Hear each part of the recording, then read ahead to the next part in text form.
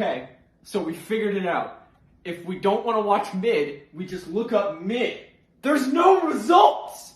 There's no mid at Sundance. Do you hear me? There's no mid! There's no mid! Yeah, I don't know what that was, so dwelling on it is completely futile. Sundance has come and gone once again, and I got to see some of the movies. I didn't attend the festival, I just watched the movies, or a big chunk of the movies they premiered online. So, this video is basically showing my experience and how I feel about the movies that I watched. Now, I didn't get to see Eight Mountains or Divinity, and I wanted to. I also maybe want to see Fair Play. Luckily, these two are getting released on Netflix, I believe. Eight Mountains, I'm not sure. Maybe that'll get released in the future soon. I think it will, now that it's premiered at Sundance and Cannes or Cannes. I believe it should at this point, so I don't know. I guess we'll find out. Anyway, I'll be doing this in chronological order, just to make it easier for myself. I'm not going to do it in alphabetical or like a rank. I'm just going to keep it in order of when I saw them. So, yeah. Without any further ado, let's just start with The Accidental Getaway Driver, which is the directorial debut from Sing-Jae Lee. This is a film based on true events where a trio of escaped Orange County convicts held an old Vietnamese cab driver hostage while they planned a way to escape the country. For a directorial debut, this was honestly pretty good. One of the standout elements of the film was the visuals. Lee was clearly influenced by the works of Wong Kar-wai, but it never felt derivative at all. I really loved the color grading, especially during the nighttime sequences. It was also pretty well shot with some good framing at points. There was also a oneer that I particularly enjoyed. It's clear that there was forethought put into pulling off some of the visuals. I appreciate that Lee does not view cinematography as a disposable aspect to the film. It all added to the very soft tone the film was going for. With the title and plot synopsis, you would obviously have some preconceived notions about what the film would be, and I promise that is not what the film is going for. Instead of being a crime thriller, it's more of a tender drama about someone striving for an emotional connection in a tense situation. It helps that the main actor is pretty fantastic. He had a couple of moments in particular where he shined, and I was genuinely affected by him. It helps that there was some clever writing that helped subtly contextualize certain relationships between certain characters. Two of the criminals were also performed very well. Despite having some great visuals and emotionally effective moments, there were still a couple of things dragging this film down. First off, I found the use of dream sequences to be pretty distracting. It's not like they were bad, they just slowed down the pacing. It's a film that certainly could have lost 10 to 15 minutes, and each dream sequence took at least a few minutes. Out of the 5 I can remember, only 2 of them really worked for me.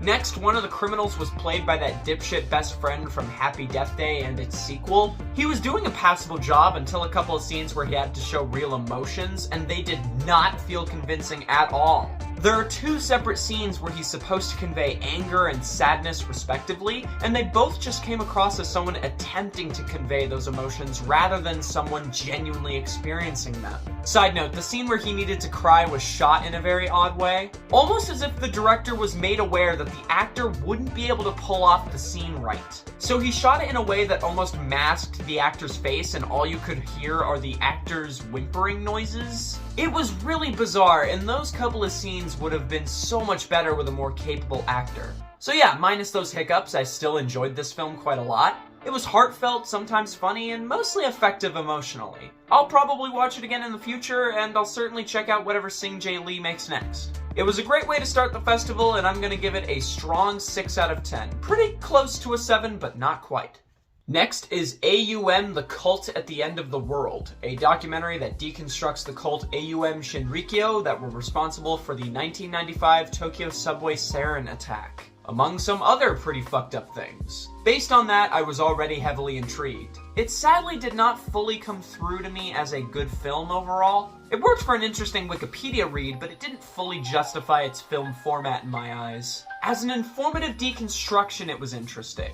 The way the film approached tackling the events leading up to the gas attack was engaging for the most part. The best sequences of the film focused on the cult's influence in Russia and the gas attacks themselves. Everything else was simply just interesting on the surface. It was a professionally presented film, but it certainly wasn't great. The use of music in particular was really inappropriate in a few scenes. Its synthwave style just didn't sit right with me. It was in no way interpretable, and it basically just told you how to feel about things shown on screen. I also found the presentation of the clips to be pretty one note.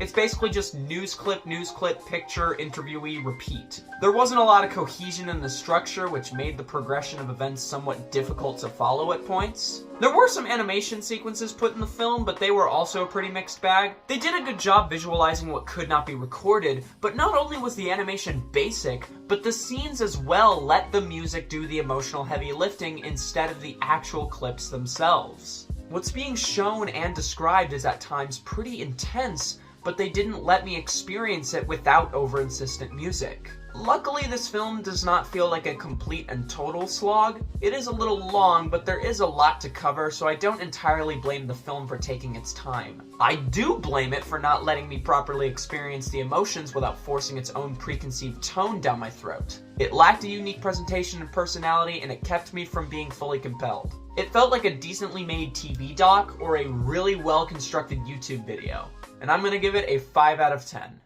Next is Heroic, the sophomore feature film from David Zonana. His first film, Workforce, released in 2019, and I plan on checking it out in the future. His 2 films have also been produced by Michel Franco, a filmmaker who's made some films I truly love. Zonana has also produced one of Franco's films. This film, Heroic, is its own animal, though. I really value visceral experiences in films. No matter how emotionally brutal a film can get, if it manages to be properly visceral, then any lengths it went to in order to achieve that are worth it in my eyes. This film is a perfect example of that, and it had a lot to say about the brutalities new recruits experience in a military boot camp. This film does feel a teeny bit reminiscent of Beau Travail, but this film definitely hits its marks in a way that Beau Travail failed to fully do for me. It also helps that this film is intelligently structured and incredibly well presented. There's some genuinely great cinematography throughout the film, with a lot of fantastic one-ers, with excellent blocking and coordination between actors. I love the sets and costumes, every bit of each felt genuine. This film looks fantastic. It's easily the most visually impressive film out of Sundance this year for me. Like mentioned earlier, this film is quite brutal. Each of these moments work incredibly well without feeling exploitative. There were multiple moments that had me recoiling and wincing quite a bit. It helps that I also had a genuine care for the characters in the film. All of the performances were great, and I loved their emotional coldness. In fact, this film emotionally is genuinely cold, but in a way that enhances the experience rather than taking away. I also loved the purposeful use of the score. It helped add to the incredible build-up, which led to one hell of a payoff after one hell of a payoff. The ending of this film was fucking awesome, and the film didn't overstay its welcome one bit. Overall, this was such a satisfying film, both viscerally and emotionally. I cannot wait to check out Workforce and whatever Zonana makes next. It was brutal and genuinely nightmarish at times with just how realistic it felt. And it would have been my favorite film of the year if it weren't for Godland in that spot already. This film gets a rock solid 8 out of 10. Next is The Eternal Memory from Chilean documentary filmmaker Maite Alberdi. I hope I'm pronouncing that right. This is her 4th documentary feature, with her previous being The Mole Agent back in 2020. It was actually nominated for Best Documentary at the Oscars, and I will say that I wasn't a fan. I don't remember a ton of it, but I do remember it being really uninvesting with very little staying power. Luckily, with this newest documentary, I can say that is exactly not the case. This film actually managed to tug at my heartstrings quite effectively. This was such a tender and heartwarming documentary that didn't try to earn its emotions by showing the awful parts of Alzheimer's in every other scene. Instead, this film opted to endear us to the subjects by showing them just going about their everyday routine and talking about the life they built together, rather than just showing them struggling to cope with the disease. Much of their scenes together are funny and had me smiling a lot. It also helps that the film used music in a way that felt complimentary. It reinforced the emotions rather than overtaking them. There are scenes of this film that are quite sad to watch, but it's because I was so endeared to these lovely people. This film is composed of these very common and intimate moments between a loving couple, and some of these scenes show them when they were much younger. So much of the husband's life is documented due to his occupation, and I'm genuinely glad for that. It was well structured, and it kept the movie from ever feeling stale. There was a sequence where the film explored the husband's POV on the atrocities committed by the Chilean government under Augusto Pinochet. Watching both him and his wife reflect on their marriage, mortality, and even a minor touch of survivor's guilt was very emotional. It felt very intrusive, and that made it so real. I really love how this film focused on how they both processed the Alzheimer's together rather than just one of them. There's also great juxtaposition with the husband filming most of the footage from the past and the wife filming all the footage in the present. I honestly really loved this film. There wasn't really anything that bugged me. It wasn't dishonest or manipulative. It was a genuine portrayal of a real struggle that many people will experience in their life. Definitely give this a watch whenever it gets a release, and I'm giving this a very high 7. It might change to an 8 on a second watch. I can see it going to an 8, but I'll keep it at a 7 just for now. Next up is All Dirt Road's Taste of Salt, which is the directorial debut of Raven Jackson. It's also produced by Barry Jenkins, and it's being distributed by A24. I was honestly really excited for this given that I love Jenkins films, and I really love a good chunk of A24's catalog. Sadly, this film really did nothing for me. I didn't really obtain any kind of emotional experience from either the characters or the filmmaking. This is very clearly a personal expression from the director, and I'm not at all bashing that. Just from my personal experience, this didn't do anything for me. It felt very inspired by the works of Terrence Malick. I was reminded of The Tree of Life a lot while watching this. What really drags this film down is that I didn't feel much of a glue keeping this film together. It just felt like a string of scenes presented in random order without much purpose to it. Sure, The Tree of Life wasn't linear either, but that film still had a core narrative that was much easier to follow. Here, I was genuinely struggling to piece together what even happened in the story.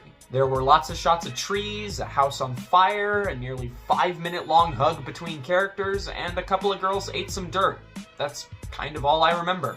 The non-linear structure did not lend well to the type of story they were trying to tell.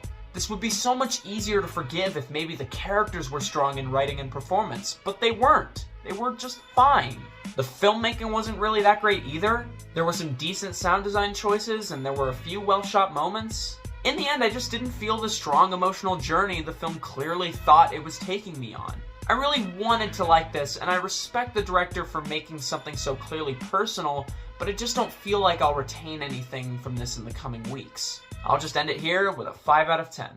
Next is a short film that accompanied the next film called It's Raining Frogs Outside. It feels weird to include this, but I watched it, so screw it. This was a very bizarre, nonsensical, kind of gross, but visually creative piece that's also clearly another personal expression from the director. I can honestly see a lot of people not liking this, but I really gelled with it. It was a creative take on how isolation breaks down a human being from the inside out, and how everything, even home, can feel like a prison designed to torture you. Some moments reminded me a lot of Xavier Renegade Angel, which is one of my favorite shows. There was also some great music. Overall, it was weird, but cool. I liked it, and I can easily recommend it to those who like experiencing things that are purposefully incomprehensible and weird. I gave it a 6 out of 10, I think. That was just the preamble to a film called Last Things, directed by Deborah Stratman. This was yet another surprisingly awesome film, but it was also pretty unique in both conception and presentation. It's basically an analysis into both human evolution and eventual extinction through the POV of the mineral world. It's creatively presented and genuinely hypnotizing at points. It didn't just relay information, it was a beautiful sensory experience. Parts of it reminded me of Theo Anthony documentaries and Last and First Men, but this still felt like its own unique experience. The visuals of this film felt very idiosyncratic. Much of it had me questioning how they pulled off particular moments. The score of the film was genuinely fantastic. It was uniquely composed, containing a mix of discordant sounds and beautiful symphonies. The ending in particular uses a stunning choir. There were also points in the middle where the music was absolutely disorienting. The use of music was clearly very well thought out. It felt legitimately surgical at times. The sound design itself was also fantastic. It was perfectly complementary to the already distinct tone. It also manages to be a film you can either engage with actively or simply enjoy passively. It's presented so intelligently, but it isn't pining for analysis into every little frame. It asks questions about how we as a race exist, but it also makes the effort to be genuinely exceptional with its insights. The new perspective lends perfectly to its unique tone. It's so much more well thought out compared to some basic rock special you'd watch in middle school. Stratman clearly paid attention to how she could make this topic as cinematic as possible, and it works so well. Plus, it helps that it builds up to such a satisfying ending. It's clear that Deborah Stratman is an incredibly intelligent person while also being a capable artist. She genuinely paid attention to how this film explored its topic, and it never once felt pretentious or overlong. At a perfect runtime of 50 minutes, I actually managed to watch it twice, and it really helped put the piece into perspective. I was either mesmerized by the visuals, or challenged by the themes, or even sometimes both. It didn't waste my time, and it was unforgettable. I'm so curious to see the other films Stratman has created. Yet another favorite from the festival this year. I originally gave this a 7 out of 10, but after a second watch, I'm just gonna take the leap and give it an 8. Really solid 8 out of 10 film. Next up is Kokomo City, a really explicit but very funny and endlessly charismatic documentary about the very real experiences of Black trans sex workers. This is yet another film that I really connected with.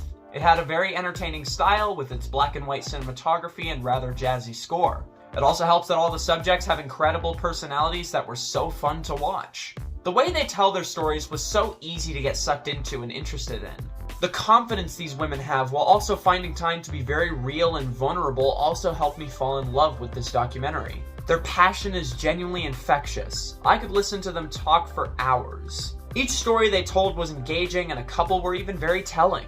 It also perfectly fits into the message the documentary pushes. It isn't just a simple demonization of cisgender people. It takes the time to truly look at where some of the hatred for trans people is rooted, and how that mindset breeds more needless hate. The doc also understands that the demonization of cisgender people as a whole is just completing a pointless cycle of hate, and instead communicates that it's against the idea of hating someone for being confident in who they are. It's something that I don't feel is said enough, and this documentary understands that. Let people be who they are if they aren't hurting anyone. Anyone who's proud of who they are is beautiful, no matter what they identify as. If there is one criticism with the film that I had, it's that there are some editing choices here and there that don't fully pan out. Knowing the director is a music producer, it is unsurprising that there are parts that are reminiscent of what you'd see in a music video. I just personally don't believe that they all worked. Luckily, this was a very minor issue in a great movie. This film is also very low commitment at only 73 minutes.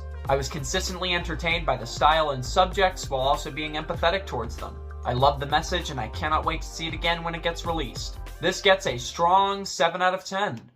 Next is 20 Days in Mariupol, which is a documentary covering the first 20 days of the Russian invasion of Ukraine that took place in early 2022 and is still going on today. From that alone, you can probably tell that this is a really eye-opening film. It was probably the hardest film to watch from the festival this year. There were a few moments where I questioned my ability to actually finish it. I've seen all manner of disturbing content on film, but this really got to me. Knowing this all happened within the last year really added to my emotional investment in this doc. There's so much heart-pounding footage in this film. Whether it be a married couple watching their child die in front of their eyes, or witnessing the cameraman hide from enemy planes, I was always focused on the screen. Much of the footage is tragic, but it's so difficult to look away. This film shows off the reality of Russia's war crimes committed against Ukrainian people. Watching Putin try and wave off the invasion as a preemptive strike, or listening to high-ranking officials in Russia trying to claim the victims of the war are crisis actors never failed to strike up true rage within me. This documentary contains things I usually criticize, like somewhat overbearing narration and insistent music, but these things never failed to bother me though for a couple of reasons. One, the narration never overstayed its welcome, and did add some context to things that may have not been recorded. Knowing the creator of this doc is Ukrainian helped me get used to the narration quite quickly. Two, the music was never the vanguard of the emotion. The footage shown on screen speaks for itself quite well, and neither of these elements felt too intrusive on what the footage sought out to do. The filmmakers were actively going through what's being shown on screen, and they all had families and lives in Ukraine. They all had something to lose if a wrong move was made. This film was so incredibly raw and visceral, some parts were absolutely traumatizing, and I will not be forgetting much of it anytime soon. I seriously hope this gets some sort of release because this is an absolute paramount watch. I commend the Associated Press for recording what they did, and my heart goes out to all those affected by this pointless conflict. If you ever have a chance to see this, I suggest you take it. This feels weird giving it a rating, but I do it for logging purposes, so I'm gonna give this an 8 out of 10. Next is Smoke Sauna Sisterhood, a documentary about multiple women sharing their life experiences and perceptions on it in a sauna. This film is definitely unique with a great sense of atmosphere. The heat from the sauna and the cold from the outside are distinctly felt. Sadly, despite having great atmosphere and good filmmaking, this film really did fall short for me. This did win the award for Best Directing in a Documentary at Sundance, and I can understand that. It's very well shot with some excellent color grading and sound design, The music in the film was great and was never used at inappropriate times. There were some scenes that felt quite mesmerizing due to the use of music. Other scenes felt kind of upbeat and fun. This film is definitely slow, and I can't say I was invested the whole time. Some of the stories were interesting, others were profound, and some were kind of fucked up, but they all felt genuine. The connection between the subjects felt human. There's also a bit more structure than I expected. The times in the sauna were split up with scenes taking place outside from time to time. I'm glad this happened because if it were purely about the conversations, the film would feel pretty stagnant. This didn't keep it from feeling quite repetitive. After an hour, I really started to get bored. It made the final 20 minutes a slog to get through. This film is only 89 minutes, but it could have been around 50 and still feel too long. There is an example of a documentary that's purely just talking with a similar structure called Human, which I absolutely love. What's said in that film is so much more impactful and engaging. I also found its themes to fit better with its structure. I enjoyed the filmmaking in this one and some of the conversations, but it really didn't do anything else to compel me. I just wasn't fully into this one. I'll give it a soft 6 out of 10. Next is 1001, the directorial debut of A.V. Rockwell. This is another film that is solid for a debut. The director clearly has a very personal connection with the kind of story she aims to tell with this film. It's certainly authentic in both its setting and atmosphere. I especially love the performance from Teyana Taylor. It's genuinely fantastic that she was able to properly communicate so much genuine anger and frustration in her performance. I had no problem believing it was her character. Now, I hate to criticize another child actor because it's pretty much a cliche to do so, but the kid they got to play her son in the first section of the film was pretty bad. Seeing Teyana convey so much genuine emotion only to be met with the child trying his best just took so much of the power away from the first quarter of the film. Luckily, all the actors who played him after were much better. All the characters were written in a way that felt realistic, the interactions all felt genuine. The dialogue itself isn't overly profound or unique, but it still felt real enough to be interesting. This film in general is pretty well paced given its runtime. It could have dragged its knuckles a lot more. The filmmaking is at the very least decent. The authenticity of the environment does help the film from becoming visually stale. The cinematography is serviceable, but it didn't really add much to the atmosphere or anything. There are these drone shots of New York, and I swear, there was separate footage from 1990s New York spliced in there that felt really weird. The color grading would change on a dime in such a bizarre way. They added to the atmosphere, but not in any lasting way. I'm also not sure how to feel about the music. Some scenes worked pretty well, others it was a detriment. There's one particular track they played quite a few times that was usually inappropriate. The actual soundtrack was great, but the score just didn't work for me. I also didn't like how the film jumped so far multiple times. I get the point, but it just felt rather incohesive. There is one point where the film gets so much more engaging all of a sudden, not because the filmmaking got better out of nowhere, but because the story got much more interesting. The final 30 minutes or so of the film are so much more engaging compared to the rest of it. It didn't save the whole film, but it certainly gave it a little more staying power. At the end of the day, I really respect what this film is going for. It just didn't fully cross the finish line for me. If it had better filmmaking or more unique dialogue, this could have been so much more special. I'll probably never see this again and instead just rewatch Moonlight. I'll give it a 6 out of 10 overall. And the final film I saw for Sundance Film Festival 2023 was Beyond Utopia, a documentary that details how a secret underground system works to help North Korean defectors reach asylum in South Korea. Just from that alone, you could probably tell that this is quite the insane documentary. Much of the footage they wound up shooting was of the absolute abhorrent conditions in North Korea using concealed cameras. Hearing the crazy stories of North Korea is one thing, it's a whole new thing to see a lot of it on camera. The film is incredibly informative and very tense. So much of the footage feels downright unbelievable, and I don't want to spoil it because this is yet another documentary that is an essential watch. I really respect risky documentaries like this that filmmakers put their careers and sometimes even more on the line for. Films like The Cove, The Dissident, and Citizen 4 come to mind. Side note, those are all great documentaries that I would give an 8 out of 10, a 7 out of 10, and another 7 out of 10 respectfully. This documentary isn't just coasting on the fear factor of the situation. There's so much more emotion to it than that, and much of the film had my heart pounding incredibly hard. There's one particular sequence in the jungle that was absolutely fantastic. There are also hand-drawn animated sequences that I love too. Each of them accompanied a subject reflecting on their time in North Korea. And each animation felt perfectly tailored to represent someone drawing from memory, both literally and metaphorically. There are imperfections and weird movements, but they felt properly tuned to what the film was going for. So much of the film had me emotionally floored. The ending was so well paced and cut to credits at the perfect time. If there's one issue I had with the film, it would be with the music in the first third. I don't know, it just felt a mite too over-insistent, but this could honestly be relieved with a second viewing. It's absolutely fascinating that this documentary even exists, made better with it being so great. It was brutal, nerve-splitting, and incredibly profound. Calling this film a powerhouse almost feels like underselling it. It is absolutely vital that you watch this when it releases. It's easily one of the best of the fest, and I cannot wait to see it again. It will definitely be appearing on my best of 2023 list, and I hope it gets the release it truly deserves. I'm gonna give it an 8 out of 10.